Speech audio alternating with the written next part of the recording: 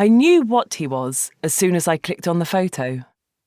Hair like black popcorn, nose like an axe, eyes the colour of milkless tea. It wasn't that he looked like my father, my dead father, although of course he did. It was that he looked like me.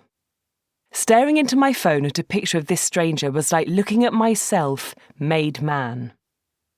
I put the phone on my bedside table, beside a glass of water speckled with air bubbles from several untouched nights. A strand of hair poked out from behind the prostrate phone, and next to that lay an Allen key that I'd used weeks ago. There was also a photo of Clive, my father, my dead father, in a frame. He was staring at the camera wearing a blue smock. He wore smocks because he couldn't bear the idea that anyone in the world might not immediately realise he was an artist. Dad had been the sort of man who actually put pencils behind his ear, the sort of person who sketched on the tube. I adored him. With slightly shaking hands, I picked up my phone again. The details about this man were lying there like cling film-wrapped chicken. Cold, pale, revolting. Oliver Coburg, male, Auckland, New Zealand. I felt guilty. I felt like the witness and the perpetrator all at once. I had found this man. I had spat in a tube and created him. I was Frankenstein. This time I pushed the phone under my pillow and walked out of the room. On the landing, a towel printed with small red flowers hung over the wardrobe door. Pulling it down, a full-length mirror appeared, and there I was. Flat feet, 3 dark hairs sprouting from the knuckle of my big toe, knees like russet apples, a pair of pyjamas bought under duress for someone's hen do about 5 years ago. I didn't even get to my face before turning towards the bathroom. Salty water was flowing into my mouth. I'm not the sort of person who normally vomits from shock, but this was shock and guilt together. A combination like vinegar and baking soda, expansive, stinging.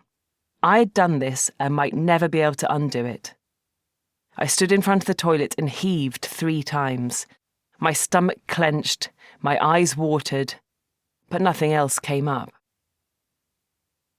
Stepping into the shower, I turned the tap and spat into the bath. That's the thing about living alone. I could behave like a feral beast. I could eat ham for breakfast and hide dirty plates in the oven and fall asleep to my dad's old answer phone messages, and who would know? I was out of view.